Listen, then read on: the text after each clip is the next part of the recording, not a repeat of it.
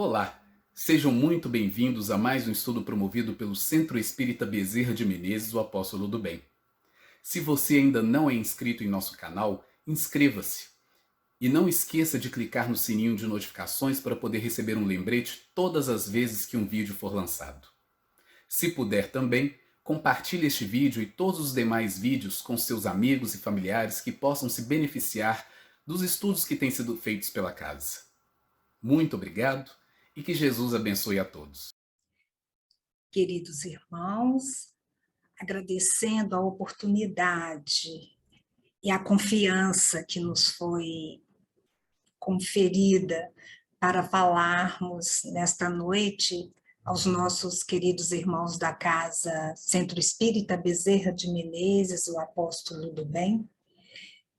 Nós damos as boas-vindas àqueles que estão nos ouvindo e hoje nós vamos estudar as mulheres no Evangelho e no Espiritismo. André Luiz, no livro Conduta Espírita, ele traz exatamente assim: o trabalho da mulher é sempre a missão do amor, estendendo-se ao infinito.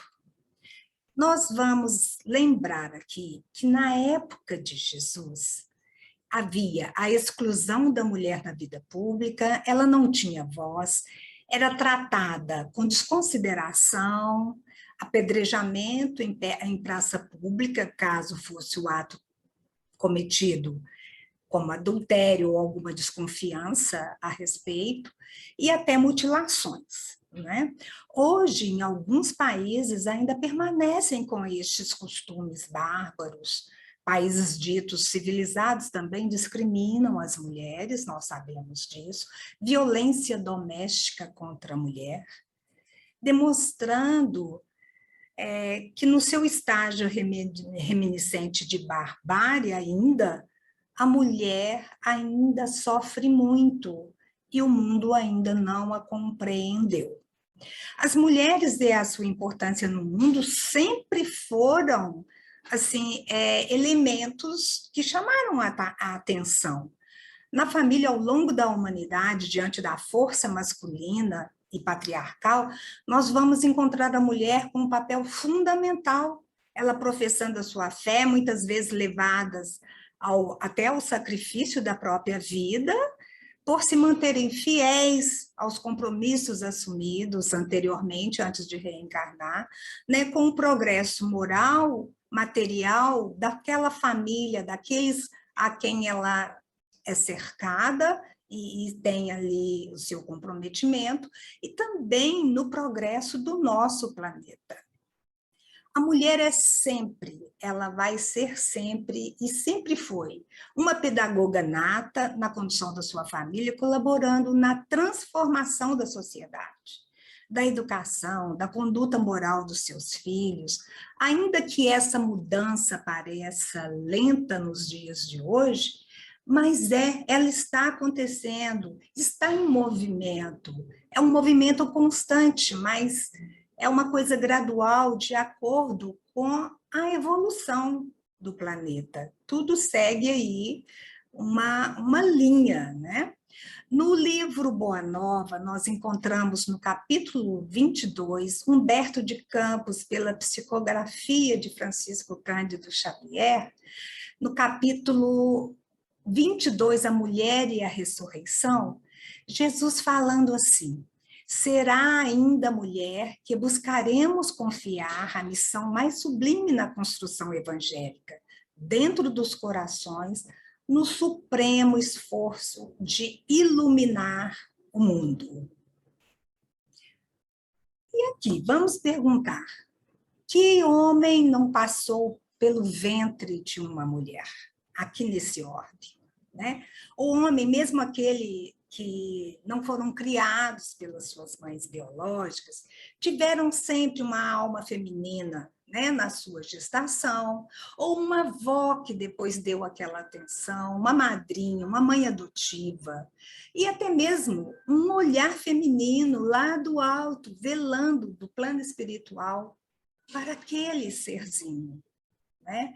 Então, isso com certeza o homem está diretamente ligado à mulher. Então, ele voltar esse respeito, esse carinho que Jesus trouxe, que passou, né, ali na sua lição, no seu convívio com a mulher, na sua valorização, mostrando para que nós, em espíritos, somos todos iguais, né? E nós vamos ver isso lá na frente. Então, portanto, essa mulher é uma médium de transporte, né? Cedendo seu ventre para que aquele espíritozinho ali recomece a sua evolução aqui na Terra, né? Passar pelas escolas, pela instrução, pela educação moral. Então, nós reencarnamos através de uma mulher, de uma mãe, né? Benditas sejam as mães, né? Chico fala das mães com muita propriedade. Então, em algumas culturas, as mulheres são consideradas até divinas, né? Deusas por gerarem, deusas em D minúsculo, por gerarem um ser, né? Então, será, gente, por que tanto atraso no trato com uma mulher? Como é que os espíritos veem isso? Como que Kardec trouxe isso para nós no Livro dos Espíritos, perguntando aos espíritos que condição é essa que desde os primórdios da civilização a mulher é assim tratada, né? Então, o papel da mulher, ele sempre foi muito importante em todo mundo, independente da cultura, da região, do país, né, a nação, e o contexto em que ela vem ao mundo. O fato do espírito estar encarnado num corpo feminino não quer dizer da sua evolução, e sim da sua necessidade enquanto espírito, né, a necessidade do espírito, e muitas vezes da missão dessa mulher. A que ela se encarregou de fazer aqui em prol da família, da sociedade, das crianças, né, em prol do próximo. Então, a mulher, a mãe, a professora, a mestre, né, aquele que se dedica a ensinar, né, a trazer o conhecimento, não pode passar batido. Então, vamos ver o que Kardec perguntou aos espíritos na questão, no Livro dos Espíritos, né, na questão 22, na questão 200, 201 e 202. Então, ele diz exatamente assim, na segunda parte do mundo do espírita, ou mundo dos espíritos, no capítulo 4, da pluralidade das existências, sexo nos espíritos. Então, na questão 200, ele pergunta aos espíritos assim, tem sexo os espíritos? A resposta deles, dos espíritos, é essa, não como entendeis, pois que os sexos dependem do organismo. Há entre eles amor e simpatia, mas baseados na semelhança dos sentimentos. Então, na pergunta 201, Kardec vai avançando um pouco mais. Em nova existência, pode o espírito que animou o corpo de um homem animar o corpo de uma mulher e vice-versa? E eles respondem, é certo, são os mesmos espíritos que animam o corpo de um homem ou o corpo de uma mulher. Então, os homens e as mulheres podem ter tido uma experiência reencarnatória anterior, ou num corpo de homem, ou num corpo de mulher. É o que os espíritos estão respondendo. Na questão 202, Kardec pergunta o seguinte, quando errante, que prefere o espírito? Encarnar no corpo de um homem ou no corpo de uma mulher? Quando errante quer dizer, quando no plano espiritual, quando preparando-se para reencarnar, né? Quando deixa esse plano e vai estagiar no plano espiritual. Então, pergunta o que o espírito prefere, né? Se é encarnar no corpo de um homem ou de uma mulher. Isso pouco importa, é o que os espíritos respondem. O que guia na escolha são as provas porque haja de passar. Então, nós vamos reencarnar de acordo com a nossa programação reencarnatória, de acordo com a nossa mente, né, que a gente precisa resgatar ou precisa se colocar para passar por aquela determinada questão, como promoção do espírito. Promoção, digamos assim, evolução, a dor evolução, né? Então, tem uma nota aqui de Kardec: os espíritos encarnam como homens ou como mulheres, porque não tem sexo, visto que lhes cumpre progredir em tudo. Cada sexo, como cada posição social, lhes proporciona provações e deveres especiais, e com isso, ensejo de ganharem experiência. Aquele que só como homem encarnasse, só saberia o que sabem os homens. Não adianta aquele homem compreensivo, né? Falar, não, eu sei, mulher, o que você está passando. Intelectualmente, ele pode até saber, mas se nós não passamos pela experiência, impossível saber o que o outro sente, né? São questões que somente aquele que está vivendo é entre ele e o Criador, é entre mim e o Criador, somente ali. Então, eu posso falar imaginando que o outro está passando ou vivendo da dor do outro, mas eu não sei qual é a dor dele, né? Então, experienciando, encarnando num corpo feminino, nós vamos ganhar experiência, assim vice-versa, num corpo masculino, a experiência da virilidade, da força, da razão mais equacionada, né? Então, no Evangelho, nós vamos encontrar Jesus lidando com a mulher na valorização do que ela tem de melhor. A alma feminina e os seus valores, convocando-a ao fortalecimento de si mesma, enquanto espírito imortal, filhas do Pai e os seus compromissos enquanto neste corpo feminino. Então, o Evangelho é rico em exemplos, assim. Nós vamos encontrar Jesus com a mulher samaritana no poço de Jacó, não é? Ali nós vamos lembrar que os samaritanos eram hostilizados tanto pelos judeus como pelos fariseus. Então, a mulher samaritana, imagina como ela era tratada naquela época, não é? E ainda hoje tem essas questões, né? Nós vamos encontrar Jesus falando para a mulher hemorroísta, enquanto ele caminhava, ela encosta nas vestes dele e ele fala, de mim saiu virtudes, e se volta para atender aquela mulher que estava sendo hostilizada por aqueles que estavam ali acompanhando Jesus, não queriam que ele fosse incomodado. Por ignorância, Jesus estava ali para isso, né? Para atender aqueles do caminho. Nós vamos encontrar Jesus dialogando com a mulher adúltera, e ele estava ali contrapondo a todos os costumes da época, porque a mulher, além de desvalorizada, quando flagrada em adultério, a lei ditava que ela fosse apedrejada. Então, Jesus ali dialoga e pergunta a toda aquela multidão, né? Quem tiver sem pecado pode começar a apedrejar, né? E depois vira para ela, onde estão eles, né? Que te condenava, então vai e não peques mais.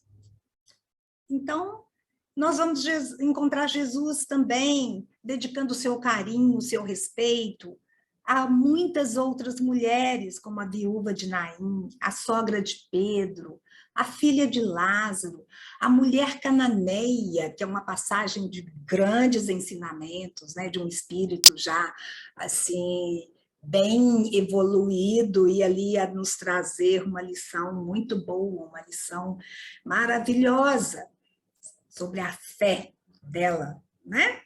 Então, certamente, Jesus não atendeu somente aqueles que são citados, que foram socorridos e traz o Evangelho, né? No Evangelho de João, ele termina falando que se tivesse que falar sobre Jesus, que escrever sobre Jesus, não caberia nos livros do mundo, não é? Não teria tempo e como escrever todo aquele ministério de Jesus, as suas pregações e os seus feitos, e a maravilha que ele empenhava ali no seu olhar, na sua fala, no seu magnetismo, né, na sua visão do futuro. Então, mulheres desorientadas, mães aflitas, viúvas desamparadas, meninas órfãs, todas procuravam refúgio, consolo na orientação de Jesus. Numa época em que as mulheres eram geralmente tratadas como inferiores, né? O Evangelho de João revela que Jesus tratava essas mulheres com compaixão e respeito. Então, Jesus Cristo foi o maior defensor do sexo feminino no mundo, né? João destaca a compreensão, o evangelista João destaca essa compreensão que Jesus tinha das diversas circunstâncias da vida da mulher, né? E registra as bênçãos que cada uma delas recebeu por sua fé, por seu esforço, né? Por seu empenho em Jesus. Curiosamente, a gente fica se perguntando, né, por que essa história da mulher ao longo da vida, né? E na Revista Espírita, de dezembro de 1858, nós vamos encontrar Kardec evocando, né, através do médium senhor Adrien, né? E ele traz ali 2 diálogos sobre uma mulher indiana e uma outra italiana, mas bem diferentes as situações e onde essas mulheres estavam estagiando quando reencarnadas nessas últimas reencarnações em que elas vêm relatar. Né? Então, um dos diálogos é uma mulher viúva de Malabar, uma mulher indiana, né? E a segunda é Louise Charlet, chamada Labé, a Bela Cordoeira, uma mulher bem à frente do seu tempo, travestida, ela vai para um campo de batalha, onde ali ela se entra em combate, tem essa experiência. Ela viveu em Lyon, no reinado de Francisco I. Né? A outra, a mulher indiana, ela traz a sua experiência de muita submissão e muito sofrimento, porque ela era uma das mulheres que, quando na cultura indiana o marido morria, elas se tornavam viúvas, elas eram obrigadas a se queimarem sobre os corpos do marido. Era a tradição. Então, a gente vai encontrar o relato dessas 2 mulheres, né?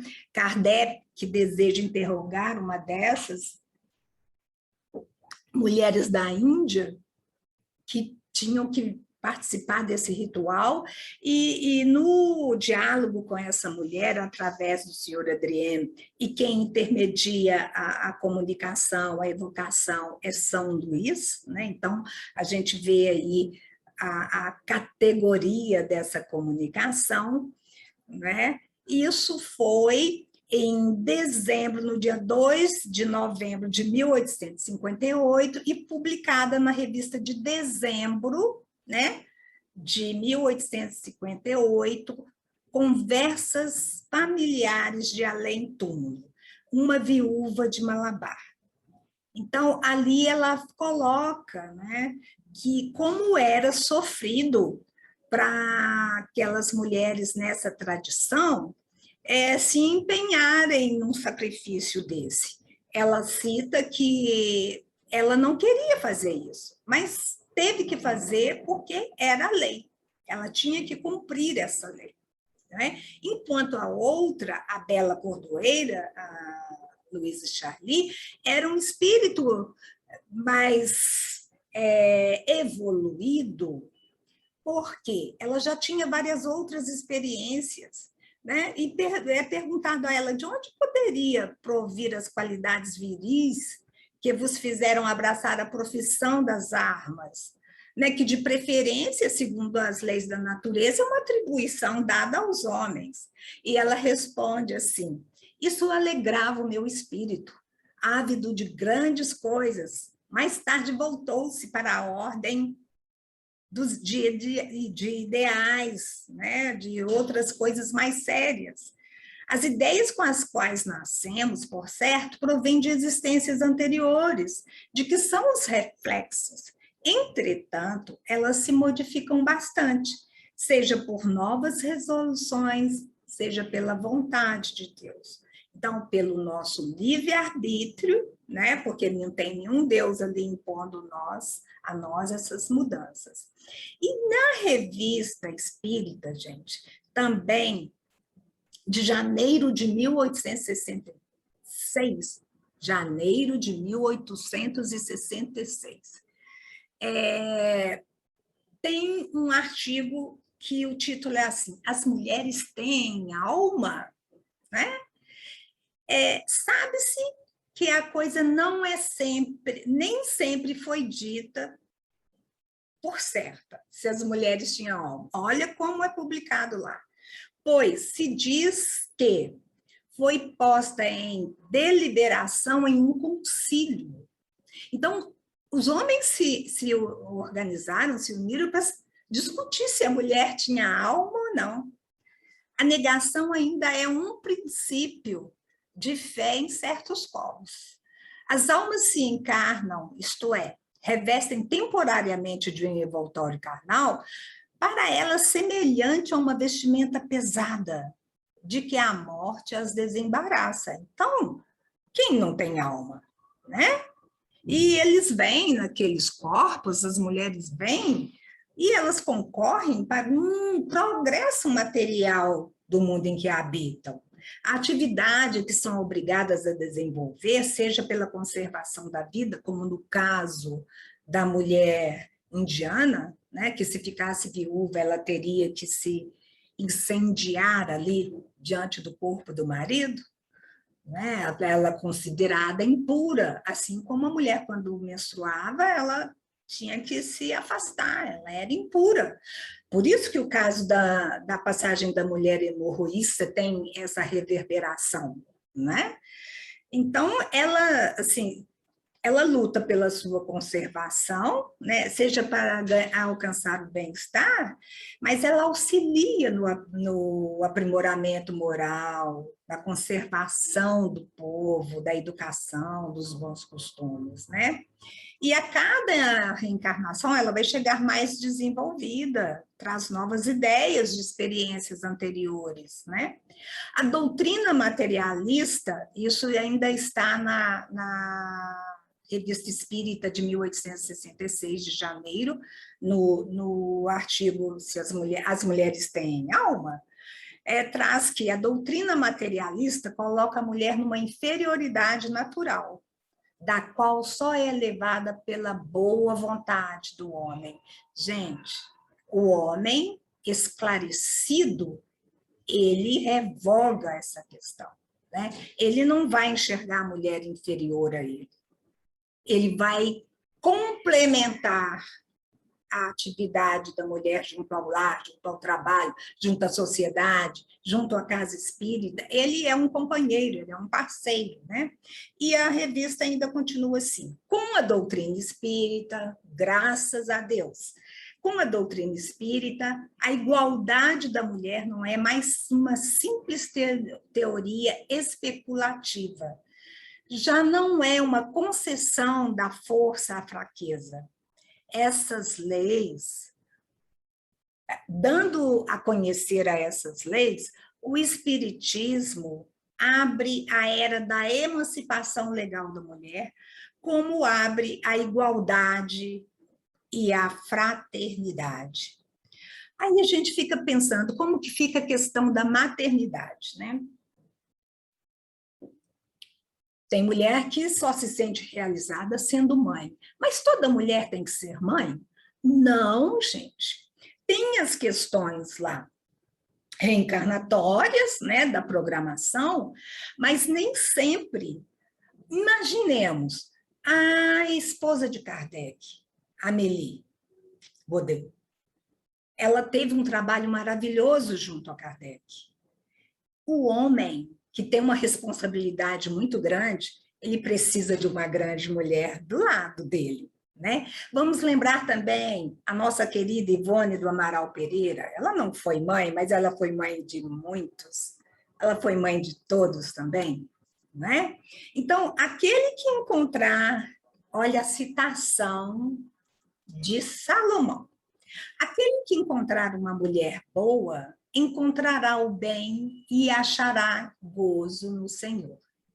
Então, Amélie Gabrielle Baudet, esposa de Kardec, era uma dessas boas e nobres e puras mulheres, e que, despojadas das vaidades mundanas, descobre no matrimônio missões nobilitantes a serem desempenhadas. Se a gente pega lá a biografia de Kardec e a biografia de Amélie Gabrielle Baudet, nós vamos encontrar ali como essa mulher foi fundamental na vida dele, né? A médium Ivone Pereira, o trabalho, a dedicação e o compromisso com a doutrina espírita, sem palavras, né? Então, a fé exercida, nós vamos voltar aqui e falar da nossa Mãe Santíssima. Vejam bem, é a Mãe Santíssima. A fé exercida por Maria, essa mulher que recebeu em seu ventre, numa estrebaria, o Jesus, o Cristo, ela precedeu a muitos dos milagres que Jesus iria praticar, né? Nós vamos encontrar ali em João 2:3, nas bodas de Caná, né? João apresenta Maria ao leitor bem no início do seu evangelho. O seu relato do primeiro milagre público de Jesus nas bodas de Caná contém um tributo à fé exercida por Maria. Maria, provavelmente, né, sendo uma mulher de Sírios, um espírito do orbe de Sírios, do sistema de Sírios, que reencarnou aqui com essa grande missão, né, no livro Boa Nova, Humberto de Campos vai trazer isso pela psicografia de Francisco Cândido Xavier, que Maria, provavelmente, né, nós sabemos que ela tinha um cargo de responsabilidade naquele casamento. No livro Boa Nova, Humberto de Campos vai falar que ela é de Sírios, sim, que ela é do sistema de Sírios, né? Então, o relato das bodas de Caná é confirmado, né, com a fé contínua de Maria, quando ela instrui os servos a obedecerem Jesus. Ela chama o filho fala, mulher, não é chegada a minha hora, mas ela, com a fé e já antecedendo ao que ele deveria fazer, ela prepara os servos, fazei tudo quanto ele vos disser. Em João 2:5, nós vamos encontrar isso, né? Tanto que Maria acompanha o seu filho, está lá no Calvário, imagina a dor de uma mãe, né? Só um espírito mais evoluído para acompanhar aquilo ali mesmo, não é fácil, né? Nós mães ainda temos muita dificuldade de abrir o coração e seja feita a vontade do Pai, né? Então, nós vamos encontrar Maria no plano espiritual, na Legião dos Servos de Maria, né? Hoje trabalhando, instruindo e dando permissão e condição para muitos trabalharem, né? Os Servos de Maria, na colônia correcional, né? No Hospital Maria de Nazaré, no livro Memórias de um Suicida, no capítulo 3, Ivone Pereira vai trazer essa informação para a gente através de Camilo Castelo Branco. Os evangelhos, gente, afirmam que muitas mulheres que seguiam Jesus em suas andanças pela Galileia o auxiliavam muito mais do que nós imaginamos e imaginamos com os seus recursos, né? A compra de mantimento, o auxílio para os necessitados, né? E alguns maridos ficavam ali contrariados, derramando o seu ódio, né, em cima contra Jesus. Isso até ajudou lá para que ele fosse preso. Os homens daqueles tempos, eles consideravam as mulheres como perturbadas ou loucas, né? A mediunidade eles não entendiam, né? A Maria de Magdala era uma médium em potencial. Os homens não entendiam isso. E os evangelhos vêm trazendo que Jesus, ao expulsar espíritos malignos dessas mulheres, oferecendo ao mesmo tempo um caminho libertador pela prática constante do amor ao próximo, da confiança em Deus, o trabalho em favor, né, do decaído, em favor do leproso, em favor daquele que não tinha posses, daquele que não era visto pela sociedade, isso trazia grande alívio, né? Então, aqueles que sentiam essa presença de Jesus, elas se entusiasmavam para seguir o Mestre amado. Muitos passaram a seguir os seus ensinamentos sem abandonarem os próprios compromissos familiares. Vamos lembrar do diálogo de Jesus com Joana de Cusa, né? E muitas, gente, sofrendo em silêncio a incompreensão alheia, a humilhação a que elas estavam sujeitas. Há 2000 anos, nós vamos ver no livro Há 2000 anos, Públio Lentulus, né, tratando Lívia dessa forma, porque tinha ali as suas desconfianças e ela seguia Jesus junto com a sua serva Ana. Então, essas mulheres, ansiando por uma vida mais espiritualizada, elas ficavam encantadas com Jesus mesmo, que as entendia profundamente. Né? Jesus entendia com a sua psicologia feminina e as orientava com amor e sabedoria, né? Então, essas mulheres, elas organizavam os caminhos das caravanas, ofereciam seus recursos financeiros, né? Joana de Cusa era uma delas, né? Nós vamos ver em Lucas, João, no livro As Primícias do Reino, Boa Nova, o livro Há 2000 anos, né? Paulo Estevão, todos esses livros nos trazem exemplos de mulheres fabulosas, né? Nós vamos encontrar Maria, mãe de Tiago Menor, Salomé, esposa de Zebedeu, mãe de João e Tiago Maior, os primos de Jesus. Ana, a profetisa do templo, né? Ana e Simeão praticamente viviam ali no templo, esperando a chegada de Jesus. Então, quando Jesus é levado para a circuncisão, eles já estavam ali aguardando a chegada dele, né? E eles honram a chegada de Jesus, do Cristo, aquele que libertaria o povo. Né? Isabel, a mãe de João Batista, precursor de Jesus, né? Prima também de Maria, Maria Madalena, apóstola de Jesus, Maria de Magdala, Joana de Cusa, esposa de Cusa, o intendente, que era o procurador de Herodes. Ela era uma mulher de posses, né? E tem um diálogo bonito dela com Jesus, vamos procurar conhecer, né? Porque Jesus fala com ela, olha, volta, atende o seu marido, a primeira missão nossa é com a família, né? É a espera, né? Tudo tem seu tempo, né? Tanto que ela volta para casa e depois que o marido morre, que Cusa morre, é que ela foi seguir Jesus, né?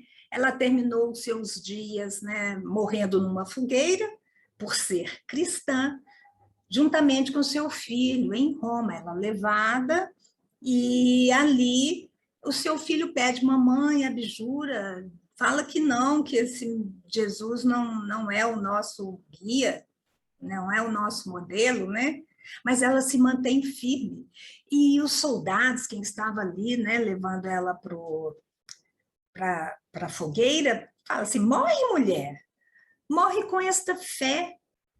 Não te ensinou outra coisa, essa crença, a não ser morrer? E ela, com o corpo já em chamas, ela responde assim, ensinou-me também a vos amar. Morro vos amando, vós que estáis me matando. Gente, não é fácil ouvir isso não, hein? Não é fácil não.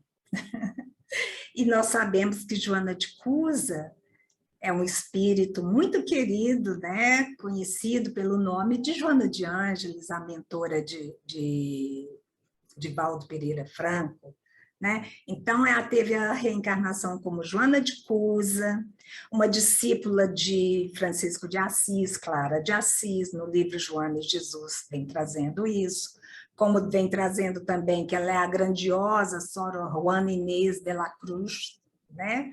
No México, e ela é a destemida Joana Angélica de Jesus, que na invasão holandesa na Bahia, no convento, ela enfrenta os soldados, né? Para que eles não desrespeitassem as freiras. Então, a partir de 5 de maio de 1964, já quantos anos tem aí? Ela passa a ser a mentora de Francisco Cândido Xavier. Não é? 48, 60, nossa, muito tempo. Nós vamos também, gente, Joana, ela poderia ter vivido uma vida de luxo, desfrutado da riqueza que o marido influente tinha, né?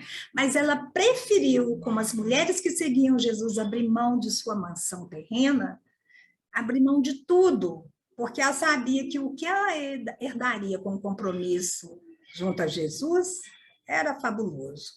Então, Maria de Magdala, nós já falamos, né?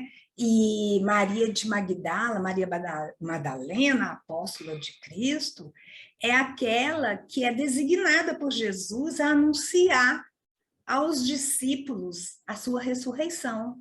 Na lei judaica, a mulher não serve como testemunha. Jesus valoriza essa mulher, passando para ela o testemunho, ela que seguiria para justificar que Jesus estava vivo, não havia morrido, lembrar do terceiro dia, né? Marta e Maria, as irmãs de Lázaro, ou amigos de Jesus, né? Nós sabemos aí que Maria e Marta têm um trabalho enorme junto ao planeta Terra, né? São espíritos muito evoluídos e estão ainda trabalhando a nosso favor.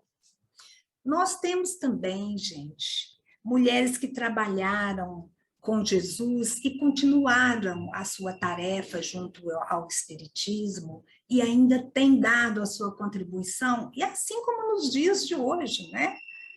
Nós, há poucos meses, esse ano, despedimos de Marlene Nobre, tem uns 2 anos, né, 3. Nós estamos despedindo temporariamente de pessoas muito queridas, mas pessoas que deixam um legado, né? Chico Xavier. Gente, coisas muito bonitas para que a gente possa seguir, né? Então, em 1412, nós temos Joana d'Arc, né?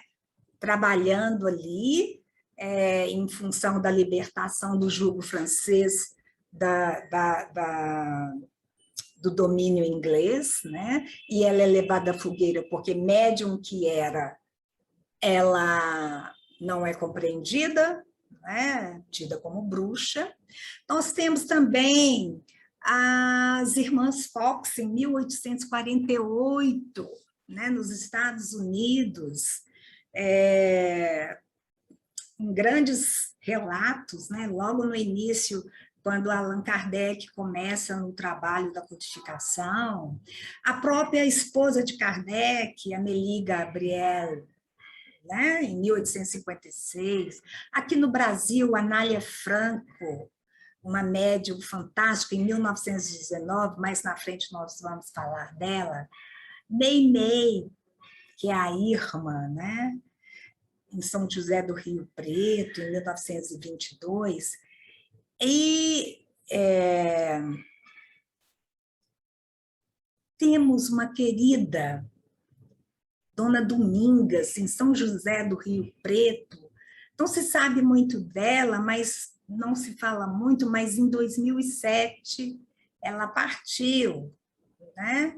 Não, ela partiu em 1946, mas ela nasceu em Gente, eu estou confundindo. Irma de Castro Rocha, que é a Meimei, que nasceu em 1922 e desencarna em 1º de outubro de 1946, né? Meimei é homenageada por muitas casas espíritas que adotam seu nome, autoria de vários livros psicografados por Chico Xavier, né? Pai Nosso, Amizade, Mãe. Ela foi casada com Arnaldo Rocha, grande amigo de Chico Xavier, foi casada por apenas 2 anos, porque ela desencarna ainda muito jovem, ela falece aos 24 anos, e deixou um grande ensinamento, porque ela era muito querida com as crianças, né?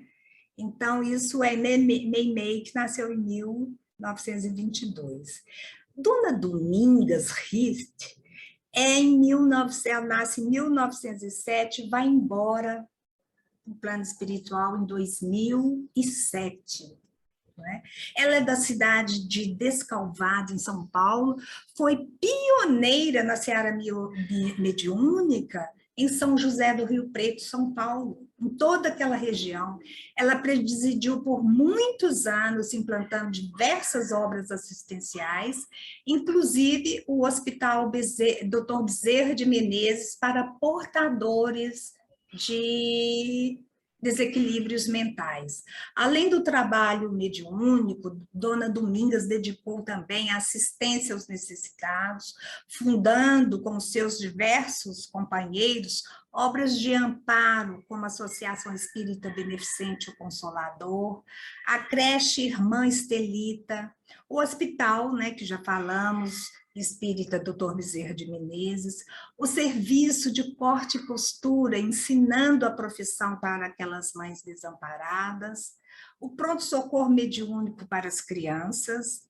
Domingas Ritz do Amaral regressou ao plano espiritual, né? Faltando 3 meses para ela completar o centenário do seu nascimento.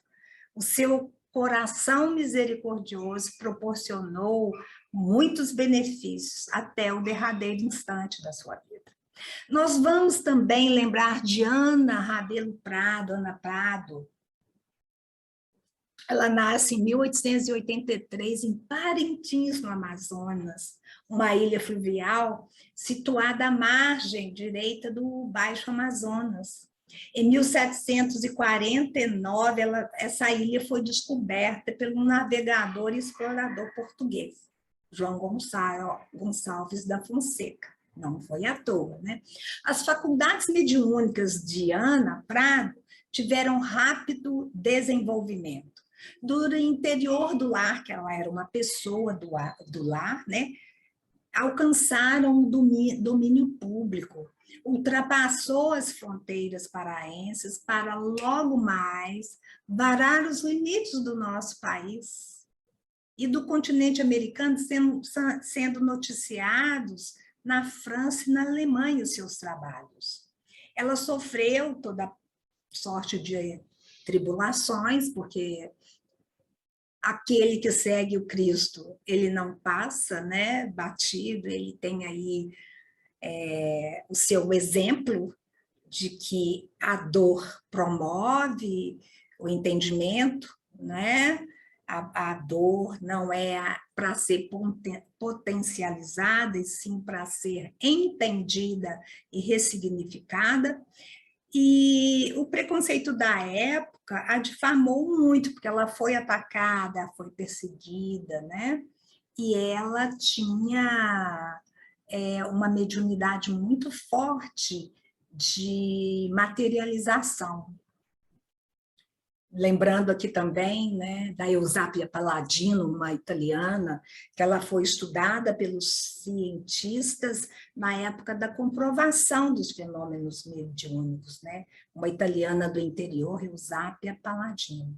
As irmãs Fox, né? As irmãs Fox foram aquelas mulheres que nos Estados Unidos, Kate e Lee Margaret, as três irmãs, elas fizeram, né, um chamado sucesso por muitos anos como médium, porque elas diziam possibilitar os espíritos a se manifestarem por batidas. Então, logo no início da codificação, elas foram descobertas, né, e foi aí, através dessa mediunidade dela, que foi descoberto o que houve naquela residência. Né? Isso está lá nas nossas obras espíritas. Nós já falamos, né, da Amélie Gabrielle Baudet, a mulher de Kardec. Ela foi uma professora, artista plástica francesa. Ela foi a esposa de Kardec e ela colaborou muito com os estudos de Kardec. E após o falecimento dele, ela assumiu todos os encargos necessários à gestão do espiritismo na França e no mundo.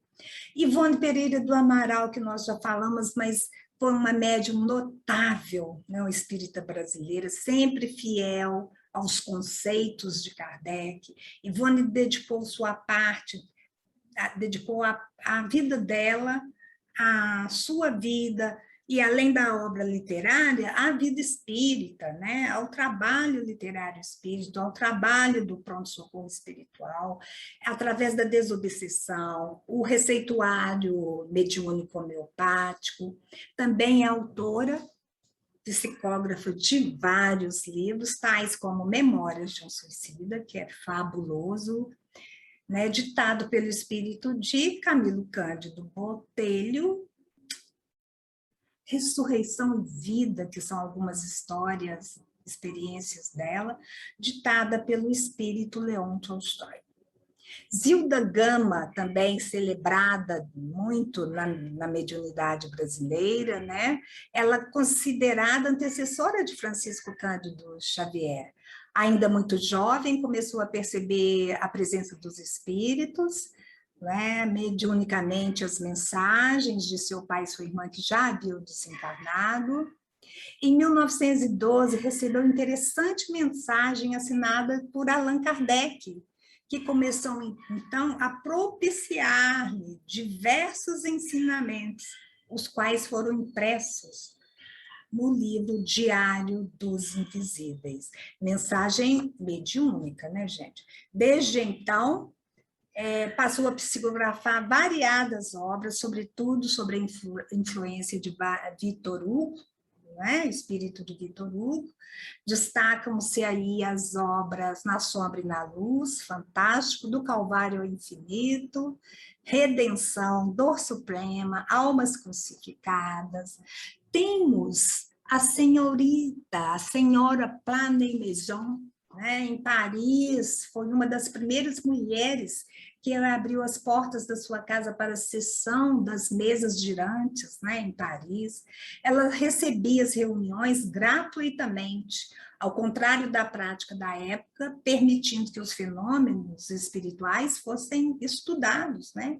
E foi na sua residência que o conhecido professor Rivail, nosso Allan Kardec, presenciou pela primeira vez os fenômenos tão falados na sociedade parisiense e decidiu estudá-los a fundo, dando início à doutrina espírita. As irmãs Baudin, as irmãs Julie Baudin e Caroline Baudin foram jovens médiuns que contribuíram com Allan Kardec na codificação do espiritismo. As meninas psicografaram quase todas as questões que foram publicadas na primeira edição do Livro dos Espíritos, em 1857. Durante muito tempo, a identidade delas foi mantida mais velada, em segredo, por muitos anos, por isso não se sabe muito dela, eram crianças ainda, né, jovenzinhas. Temos também a Amélia Rodrigues, né? A Amélia Augusta do Sacramento, foi uma educadora, escritora, teatróloga, uma poetisa baiana, né? Que deixou um legado muito bacana, cultural e literário na Bahia, história da Bahia. E após o seu desencarne, ela prossegue a sua obra no plano espiritual, participando da falange de Joana de Ângeles, hoje mentora de Divaldo, e ela trouxe algumas obras através de Divaldo, né? Através da psicografia de Divaldo Pereira Franco. Né? Ela é considerada a poetisa da Boa Nova, né? Nos livros Primícias do Reino, Quando Voltar a Primavera, olha que coisa linda! Quando voltar a primavera, nós estamos dando boas-vindas para a primavera, né? Ela está chegando aí, os pêssegos estão floridos, as cidades, as ruas já estão muito bonitas. E os outros livros, Há Flores no Caminho e Vivendo com Jesus. Nós não podemos esquecer, gente, da Condessa Paula. Condessa Paula, uma mulher jovem, bela e rica, de nascimento ilustre, de acordo com o mundo em que ela vivia, e, ademais, um modelo consumado de todas as qualidades do coração e do espírito. Morreu jovem, com 36 anos, em 1851.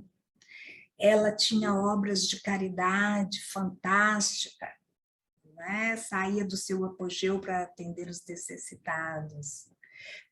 A Condessa Paula nós vamos encontrar no livro Céu e Inferno, a segunda parte, lá nos exemplos do capítulo 2, quando os espíritos felizes trazem as suas comunicações. Então, ela tem tudo para ser um espírito feliz, porque só praticou o bem, né? Saía lá do seu apogeu, não ficava apoltronada, como dizia nosso querido irmão Agenor. Seu Agenor fazia muito estudo na nossa casa e ele gostava de usar esse termo, nós gostamos de ficar apoltronados. E essa Condessa Paula, pode-se dizer que é a dama, né? Que é essa dama, o retrato vivo da mulher benfazeja, traçada no Evangelho segundo o Espiritismo, por Kardec, no capítulo 13, não saiba a vossa mão esquerda o que faz a direita. A Condessa Paula, sim. Né? E, para encerrar, meus amigos, agradecendo muito a todos os irmãos, no Livro dos Espíritos, que é aquele livro que nós devemos consultar todos os dias e várias vezes ao dia, ele, na questão 822, traz exatamente para que a gente feche esse estudo sobre as mulheres no Evangelho e as mulheres no Espiritismo, onde nós só pincelamos, a gente pode depois trazer mais a miúde sobre essas irmãs. Nós não falamos aqui da Sociedade das Irmãs de Maria, né? Várias outras mulheres que professaram a fé dentro da Igreja Católica, as suas manifestações de amor e de fidelidade a Cristo e ao nosso Deus Pai. Então, na questão 822, traz exatamente assim: a lei humana, para ser justa, deve consagrar a igualdade de direito entre o homem e a mulher.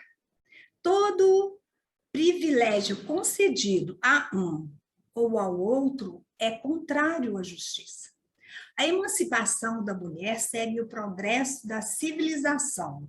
Sua escravização, marcha com a barbárie. Os sexos, aliás, só existem na organização física, pois os espíritos podem tomar um ou outro, não havendo diferença entre eles a esse respeito. Por conseguinte, devem gozar dos mesmos direitos.